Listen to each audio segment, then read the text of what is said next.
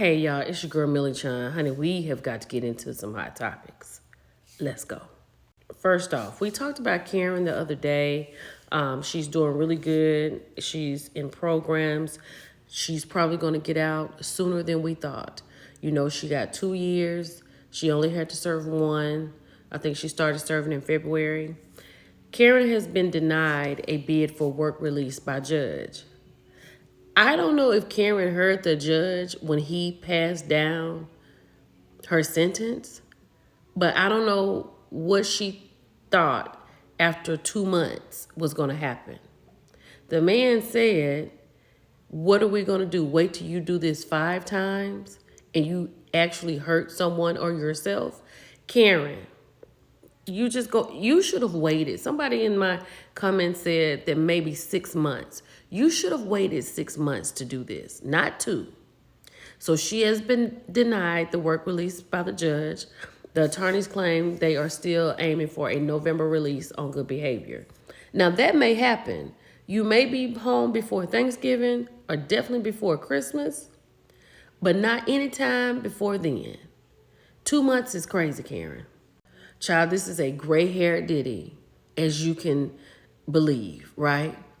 But he wants his trial pushed back. His lawyers, they have denied that, right? That's not going to be pushed back. They've had enough time. They have more discovery they have to do, but they've had enough time to do it. Cassie says she's going to come in and talk for herself. She don't have to be a Jane Doe. So maybe that's what they working on preparing for, but it has been denied. It is going to go forward. Okay, well, somebody who about to go to jail, let's move on over here with King. So shout out to LaKeisha Keisha. People gave her all kind of mess for her covering of this lost Rolls-Royce, right? Come to find out, he's guilty of being a part of it. And you know, the plaintiff wants King, the girl, and the other guy to pay him, I think it's $115,000 plus dollars a piece. Because the judgment is up to like $459,000 or $69,000. Because what happened was the guy that rented it from the plaintiff leased it to King. King leased it to somebody else. She went to sleep with the keys in the car. Now we got a missing Rolls-Royce. And now he is liable. But are we going to talk about that? Is the dentist talking about that? Is Quad talking about that? Like, what's going on? It's kind of quiet around these streets. Child, now here we come to Angela. Now, you know how she questioned Britt last week on the Real Housewives of Atlanta. And it made it seem like Britt may not be on the up and up with this insurance situation. Well, child, come to find out, Angela may not be up either. They said she is concealing everything from her age to her old nose that she used to have. Okay, first, all of this is alleged because I was not there in this conversation or with Angela. But child, this blog over here, The Knot, is talking to Cheryl's World. He said that Angela had, first of all, was the plug in the neighborhood. That's what he said. And she would open these accounts, get these large loans to take care of her family. And, you know, she always says that. Her and her daughter was talking about how she, you know, bought her mother a car that she wouldn't allow the daughter to use. She says, you know, I take care of my mother. She got emotional about it. But child, they said she was like opening up these accounts for the people in the neighborhood. And then they would have these fraudulent accounts she opened. They would have these checks, put the checks in the bank to cash them, and then close the accounts. Hold on. And here's a judgment for Angela Dion Reed because she is failing to respond to the FINRA's written information reports. So we'll have to get all into that. But clearly, her slate is not all the way clean while she over here getting on Brit. Why do these people come on TV with all this stuff in their background knowing that somebody gonna find it? Now let's get on over here with Kelly. She has been accused of owing 6 figures in unpaid rent on ATL restaurant. Why do these people come on television with all of this stuff? So y'all, this is recent, right? In Touch has obtained documents saying that the Pedro, that's the landlord, filed a lawsuit against Kelly On March the 26th, in the complaint, the company claims Kelly leased a commercial spot from it for her Nana's Chicken and Waffles in Sandy Springs, Georgia. I gotta make a phone call. Now, Kelly has had this lease for 5 years. She got a 5-year lease. She started January 16, 2024. It expires August 31st, 2029. In the lawsuit, the landlord is saying that Kelly and Nana's have breached the terms of the lease by failing to obtain required permits, failing to commence tenant improvements, failing to open the premises for business with the public, and failing to pay rent when due.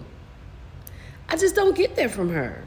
So the landlord is saying that Kelly has been notified about defaults August 2024, October, and December of 2024, and finally in March of 2025. Now remember, she obtained the lease January of 2024. And the suit read, despite receipt of the notice of default, neither Nana's nor defendant has cured the monetary default or the non-monetary defaults. Oh my God. Child, the landlord said Kelly has not complied with her obligations under the lease as of March 25th, 2025. Nana's remains in possession of the premises and the lease has not been terminated in any writing. Now, on the show, they were trying to put together a restaurant, right? You remember that guy had come in and he was like, this is not going to be done. And she was like, it has to be done or something like that. Is this that place? Kelly was accused of owing $101,140.64 in unpaid rent, interest, and late charges. And he also wants her to pay $13,453 for the future rent until the expiration of the lease in 2029. So the landlord demanded attorney fees if the debt was not paid in full within 10 days of the suit.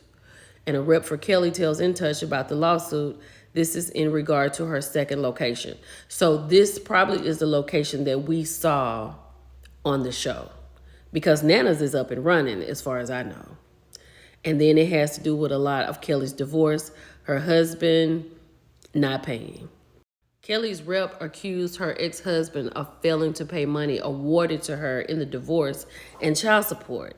And this could be a reason why Kelly is not able to fulfill her obligation with her second location, because she's not receiving what it is that she's supposed to receive from this man who has threatened her in a courtroom. This is crazy. This is for the twirlers. Kenya said that she couldn't get her video uploaded on YouTube, so it won't be a live session. She said she'll see y'all today because this was yesterday. So I hope she comes. Baby, the rich are feeling all of this that's going on in the world. So Bernard Arnault is the owner of Louis Vuitton, and he has lost $9 billion as of this past Tuesday, after shares of his luxury goods conglomerate, #LVMH, slumped more than 7% following an unexpected drop in the first quarter of sales. Hold on. So he has a portfolio of more than 70 iconic brands: Louis Vuitton, Moet, Chardon, and Hennessy. So he's going to be okay. It's just that these Louis Vuitton bags, after these Chinese people have come out and let us know that they're bought in China, nobody's paying for these bags like that. Not us regular people.